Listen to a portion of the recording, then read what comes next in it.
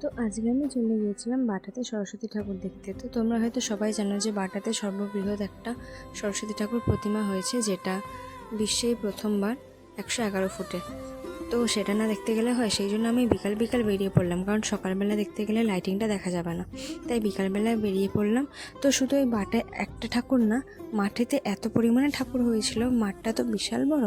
ওই 111 ফুট ঠাকুরটা বাদেও আরও মাঠের চারপাশে অন্তত 10-12টা ঠাকুর হয়েছিল, থিম করে সুন্দর ডিজাইনের প্রতিমাগুলো অসম্ভব সুন্দর লাগছিল দেখতে। আর এত পরিমাণে ভিড় হয়েছিল যেন মনে হচ্ছিলো এটা দুর্গাপুজোর ভিড়। তো এটা সরস্বতী পুজো কেউ বলতেই পারবে না, এতটা পরিমাণে ভিড় হয়েছিল। তো আমাদের বাড়ি থেকে বাটাটা ছিল অনেক কাছে, সেই জন্য তাড়াতাড়ি চলে গিয়েছিলাম।